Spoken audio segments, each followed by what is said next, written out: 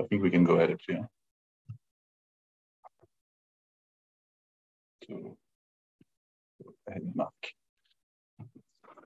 Hello guys, so we are quite excited to introduce to you one of the great sessions on the Hypercare Customer Analytics from ethical data to responsible AI-driven value generation.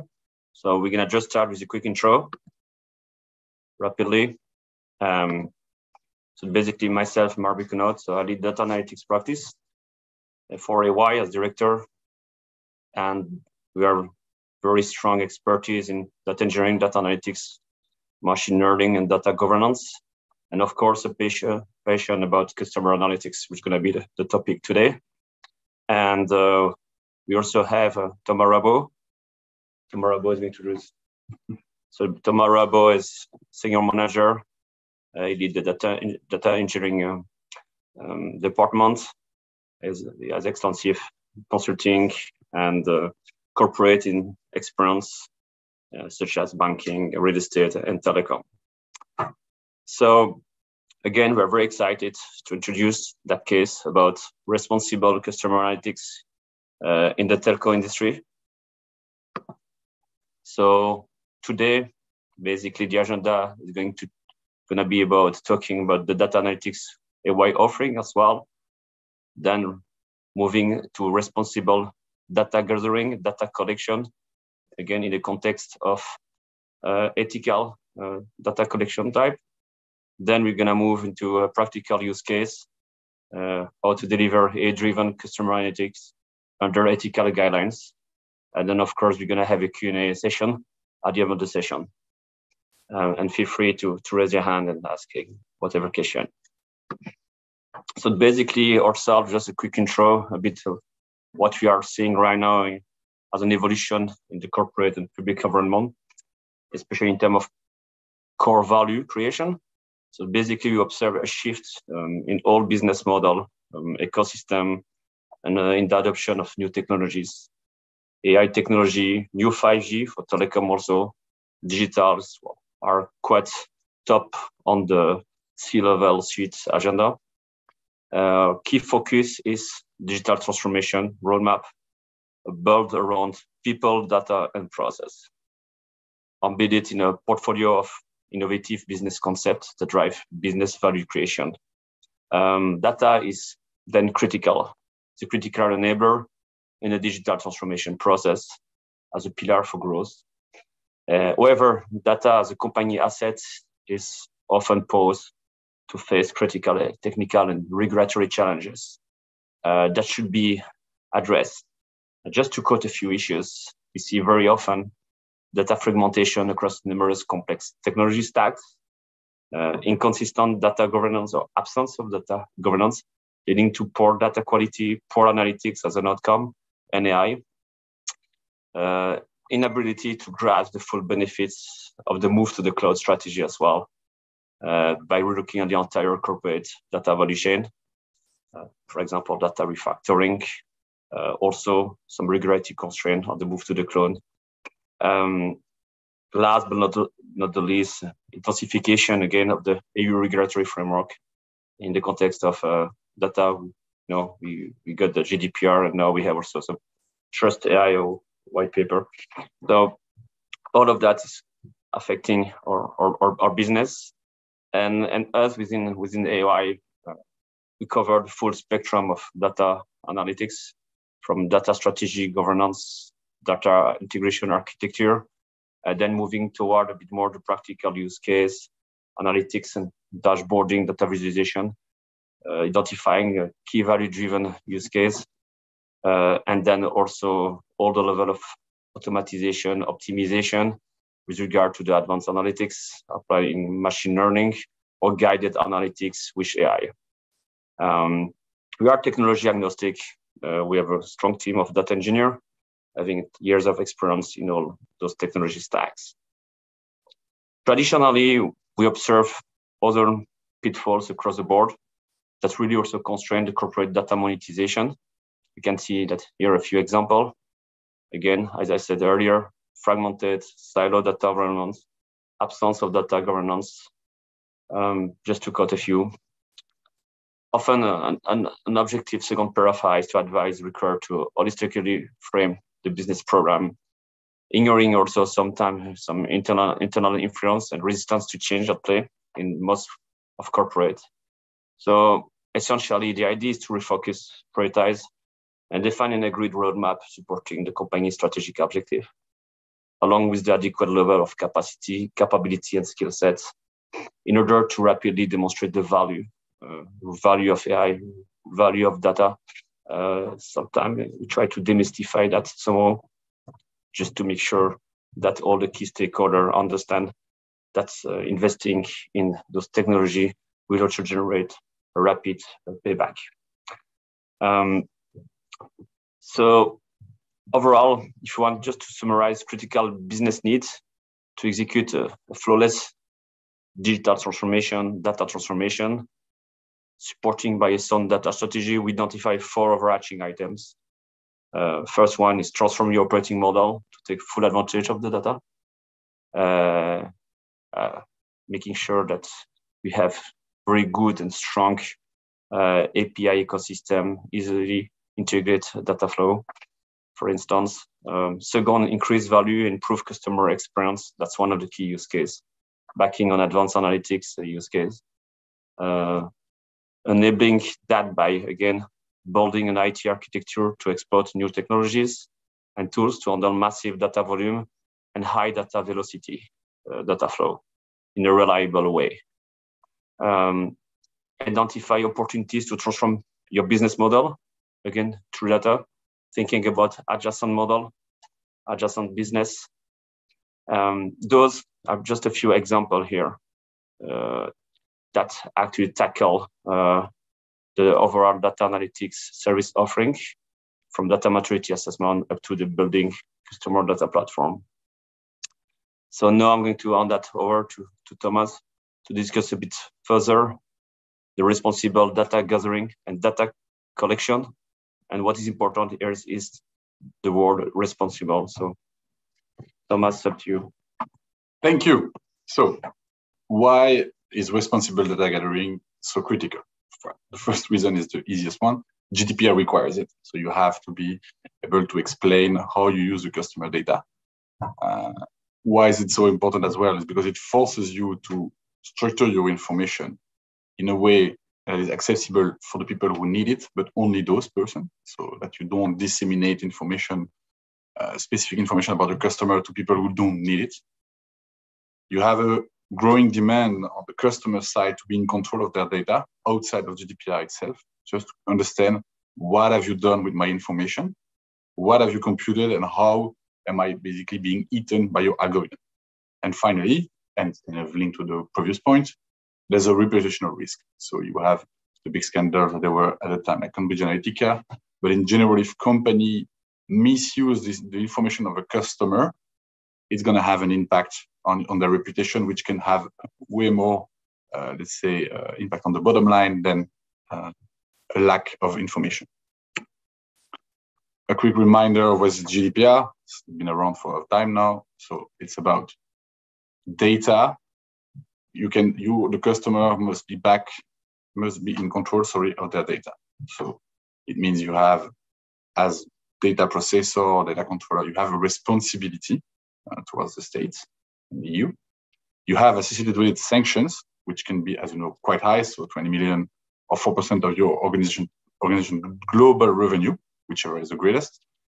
You have accountability, so you are now responsible. You cannot do whatever you want with the information of your customer. You have a responsibility to clearly tackle that in a responsible and ethical way. Finally, the scope is every data that you gather around your customer. So what is the implication for this? There's 3 main implications. So you have the customer right that I quickly mentioned before. So the customer must consent of the data processing. It must be freely given, so you cannot try and force the customer via a weird process to nudge him toward giving access to you. It has to be clearly stated that is giving you consent. They must have the right to withdraw that consent. They have the right, each individual customer has the right to be forgotten. So if you don't want to be processed anymore in the system, of a company, you have the right to demand that it's not happening anymore. You have also the right for data portability, so taking away your information to put it somewhere else. So if a company is using your information, you are in charge of your data, and you can object to any form of profiling. So we will go over that a bit later as an example. You can object and say, no, I do not want you to do anything based on my profile. Second, you have the data protection. So as I was saying, it's about accountability. So organization must prove that they are monitoring and assessing who is using data, what procedure do they put in place. They also have to minimize as best they can the data processing. So you should only process data that you need. Not if you're using data that you don't have a clear case for using, you cannot use it. You have to build safeguards. You have to make sure that everything is documented so that should a customer require to understand how his data has been processed, you are able to provide that. As well, you have to notify the authorities should there be a data breach. So again, it depends on the type of data that breach, but if you have names, addresses, credit card numbers that are breached, you have less than 72 hours to propagate this information so that the customer can take action if they want to. And then the third point is about privacy. So you have to make an assessment, okay, how ethical, is it logical for me to use this information for my business? And how can I justify this? That also means that from a system perspective, you have to design it, but you have to do privacy by design. So by default, no one has access to information. And it's only limited to the people who will need it based on the case that has been described before. So what are the challenges faced by companies, knowing this regulatory and reputational risk that I was mentioning? How are you going to overcome those challenges, high level, and then quick examples of how do you deal with this practically from a GDPR perspective? So the main challenges are around data policies and data standards, resource management, risk and control framework, data management, and the architecture secure enough to do all of that around it. So what do we mean by data policies, design standard? It's about trusted data principle, AI design standard. It's trust by design. So again, you want to really do everything by design. So it is not, I am going to give away information about all my technical people and then see what comes out of it and how they use it. No, you have to minimize and really minimize by design the amount of information that drips through your organization. You have to have process in place, governance boards, to understand, okay, what are we doing with this information and how can we justify it to the states and the customer? From a resource management perspective, of course, it means you have to have a new type of people in your organization. So people who are able to both understand the business, let's say, objective that you're trying to achieve, as well as the technical implication. So what am I trying to do? How am I going to do it? And how can I justify this information? As well as putting together a framework to ensure that the risk is controlled, documented, that if you work with a third party, you are clear on who's responsible for what in terms of data breach, etc. From a purely data management perspective, as it's a bit around the data policy part, is okay, in your system, you have to make sure you have identified information that is considered as personal customer information and what is going to be used where. So that means it has to be encrypted. It means if it's used in a certain fashion, it has to be anonymized. And you should be able, for any output of your data organization, being able to pinpoint back what has been used to deliver this piece of information. And then you have all the architecture part about cybersecurity, ensuring that you don't expose yourself to data breach should you have a data breach, making sure that it's going to be smaller rather than bigger, and so on and so forth. So now if we look at it from a digital transformation general idea, why do you use data analytics and AI in general? Is to generate value for your company. You have multiple avenues to do this. One of them is the classical one, is like maximize revenue. So monitoring, evaluating your sales performance, optimizing your pricing, understanding, okay, what is my go-to-market strategy and how does it create value for me as a company, as well as the data monetization that was quickly touched on by Mark. So how from this information, I can monetize it in an ethical way. And you have to identify new revenue streams. So maybe different customer strategy, moving to digital or not, making sure that you understand what your customer, the way your customer consume, whatever industry you're on, and just to make sure that you have always an up-to-date both data and business understanding of what's happening. Improve customer and experience loyalty. That's typically gathering information from your customers, so be it social media, into your own contact center, email, whatever source of information, to ensuring that you have a clear and holistic view on what your customer are saying about you. As well, in terms of customer experience, is improving the customer segmentation and knowledge of your customer. How is my typical customer consuming? Do I have special type of customer that I need to cater to specifically? Fourth point is improve productivity and efficiency. That comes with any data project you would do, because you are trying to standardize, because you are structuring your information in a way that is approachable by both business and technical people.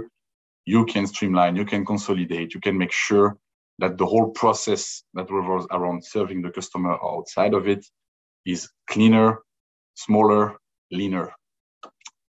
Same goes for the support function and processes. If you have an understanding of the way your customer consumes, the way your customer interacts with you, you can identify issue either on your product level, on your process level, or just generate new offerings altogether. And then, as I was already mentioning, and this is quite an important one, is the risk and regulatory part, because there is a need for you to be able to react very quickly in terms of data breach. And in this case, should you face a crisis, because it might happen, being prepared, having clear documentation and clear processes in place might save you a huge amount of money. So now, how do you typically solve a data analytic issue? And that's more or less related to AI. Ethical AI is more in general. What do you do with this? Well, you source your customer information, internal, external. You have to structure it in the way I've mentioned quickly before. You have a governance, quality perspective. Then there's the actual AI component, when you try to derive from modeling, so being predictive or prescriptive, insight about your customer behavior and about your processes. This informs your strategic decision. Where should I focus? How do I gain value from this typical type of customer? How do I minimize the losses on this one? And then you have the actual execution of it. So really, and it's a hand-to-hand vision. So now there is a need for governance in the logic of GDPR and ethical AI in general. And it's, as usual, that circle of like the CRISPR DM model adapted to AI. So you have to set a direction. Why are we doing AI? And those are actually, they're not only ethical, they're also kind of philosophical questions. Why do we do this? If we can, and we know why we want to do it, should we do it? Is it lawful? Am I going to be able to deliver an ethical result? Should I go into this direction? I'll give you a couple of examples afterwards. So can we do it? Do we have the technical capability? Do I have the data? Do I have the people? Do I have the processes in place? And then what are we going to do exactly, and how will we do it? All of that feeds your iterative AI project lifecycle. But then once you've sourced your information, you have derived some insight, you've put some modeling, you have segmented your base, then you output this on the right side. I think I'm on the other way. But then what's really important that is often forgotten is monitoring. So does it work? So I have made a prediction on a certain type of behavior for my customer. Is it verified in reality? Does it happen? Am I doing any harm? So maybe I am offering promotion, guidance to my customer, and actually it's making me lose money, although it shouldn't be. So you have to monitor it. Is it robust? Is it safe? So if I have market changing condition, is my model still relevant or not? Are my stakeholder, both from an internal perspective and external perspective, are they embracing this? And are we making the amount of value we were expecting from this process? So that is in general, and that actually is valid also outside of, let's say, the ethical part. But if you look at it from a very ethical perspective, for the model deployment, where are the big impacts? So you have the typical problem of training the model, you package it, you validate, you deploy, and then you have to monitor, and then the circle goes back. What are the steps you have in this case? On the training part, you have to source the information, which means you have to, as I was explaining, anonymize it, obfuscate what's not needed to make sure that you're operating with the minimum amount of data needed so that you can justify it to the regulator. Packaging the model is just operations. Once you have your model, you need to validate it. And that is where the ethical / philosophical part comes in play. You have to detect bias. So is my model being biased? Is it biased in any way? And if it's not, can I explain the outcome? If I give promotion to 10 customers and a different one to the 10 others, can I explain why? If a customer comes to me and says, hey, my neighbor just got 15% off and I only got 10, can you tell me why? You have to be able, from a modeling perspective, to explain the reason why you haven't been selected for this promotion is the following, which have kinds of an impact that I'm not covering here, but about the type of algorithm you're going to use. Because you have to be able to pinpoint back, this is the information that has been used that derives the output you got. And then finally, so you deploy the model, and as I was already explaining, you need to monitor it. So it means you might have bias that were not in the model, you didn't see it, but actually in effect, when you deploy it on the market, you'll see a bias erecting. And then you have to be prepared for that. So understanding, am I reinforcing this bias, yes or no? And as well, am I limiting the scope of outcome? So maybe if I'm promoting products, let's say I have 20 products available, well, there is going to be a circle of a feedback loop that is going to feed the model when it's at the end might only push three products out of my 20.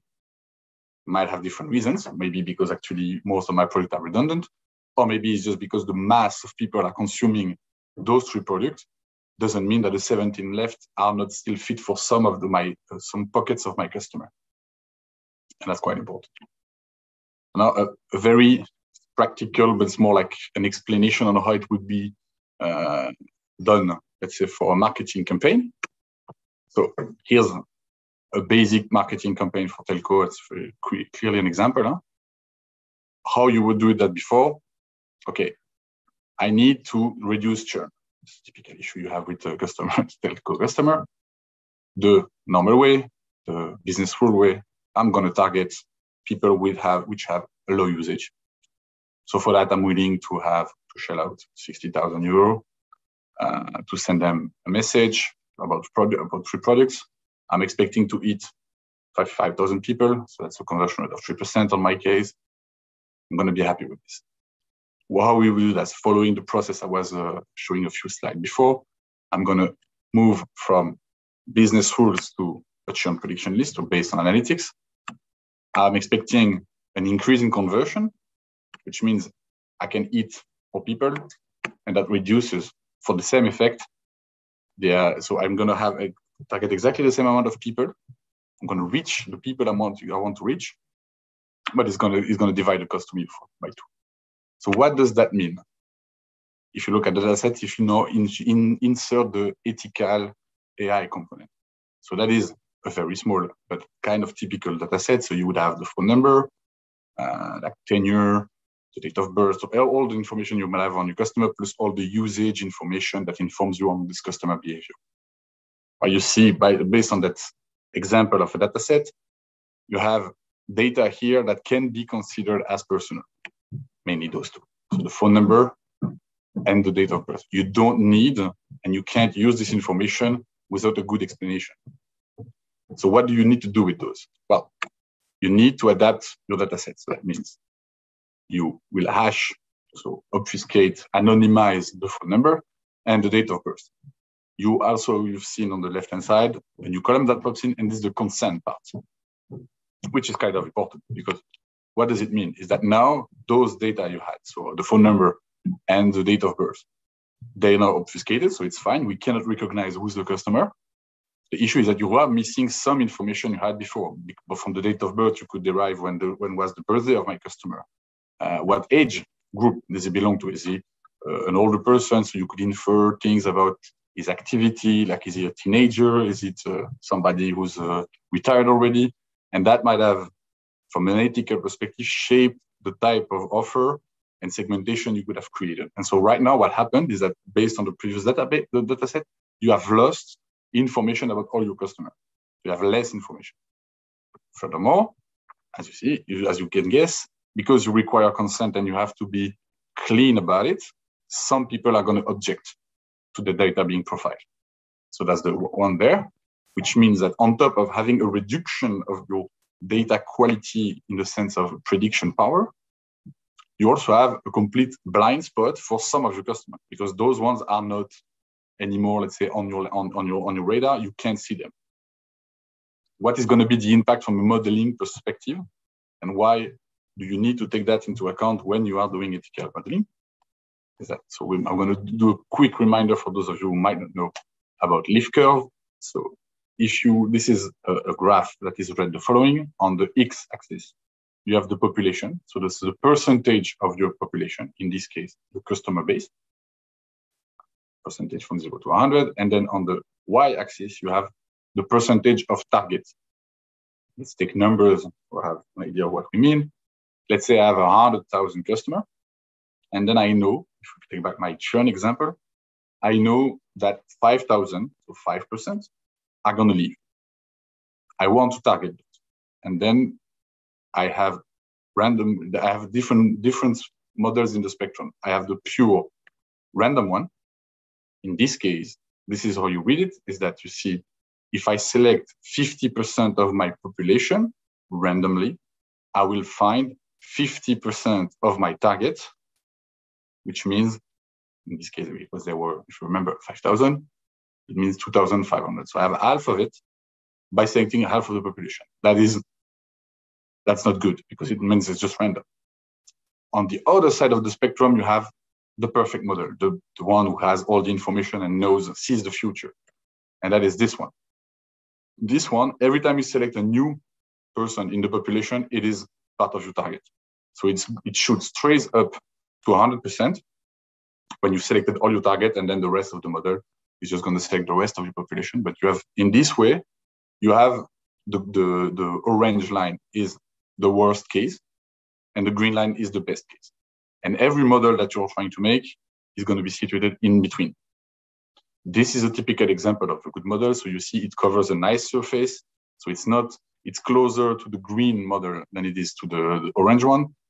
And especially what's the important part is that at the beginning, you can see the line is quite straight, which means that if you select, in this case, only 10% of your population, so if I take back my numbers, if I contact 10,000 customers, I am reaching 50% of my target, which means that if you compare it to the random model, you have to select 5 times less people, so contacting them in the context of a marketing campaign, to achieve the same result. Now, what's going to be the impact of the ethical AI component? Well, as I was saying, you have 2 things that happened. You have less data quality in terms of prediction power. So you had a vision of your customer, through data, and now you have less information. Hopefully, that was not so important, but it might be. So what's going to happen is that by essence, you have less information. Your model cannot be better than the model with no ethics. It can be at best similar. And so that would be what an example of what it would look like for an ethical model. So the performance of your model is going to be reduced. Again, because you have some people who are not anymore on your radar, you have part of your population that you will never be able to reach. So that means that some of your churning customers, the people are going to leave you, even though you might know them, if you had access to the information, you can't even contact them. So you're completely missing a part of your customer base. So what does that mean? If you take back my best example of a churn prediction list, well, you have to insert the ethical element. What does that mean? Is that at best, you have to be below in terms of conversion rate, which is going to decrease the amount of people you can target. which is mechanically going to increase the budget you have to put there. But we have to take two factor in that because we've taken this approach, because we have more documented everything, we are exposing ourselves. We are not exposing ourselves to the huge risk that was mentioned earlier in the presentation. And so you have to be able to make that trade-off to really optimize and maximize the value you can extract in an ethical way. And this concludes my presentation. I see there's some people in the room. I check, should you have any question, you can just shoot them. So open the mic or type them in the chat if you're shy. I also know we have some on YouTube, but I don't have access to the chat on my phone right now. So any question, any comment?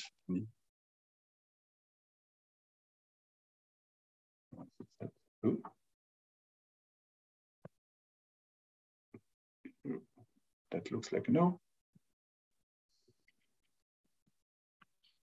Oh, sorry. I am actually on the wrong screen. No.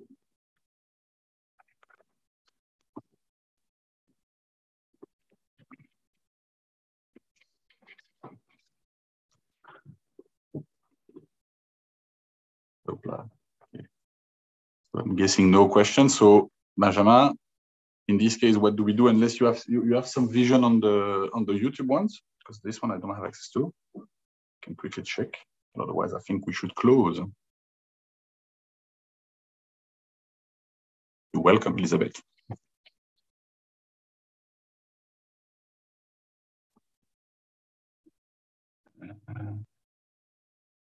No question. Okay, then thank you very much all for your attention. We wish you a very nice day. Bye-bye. Thank you very much.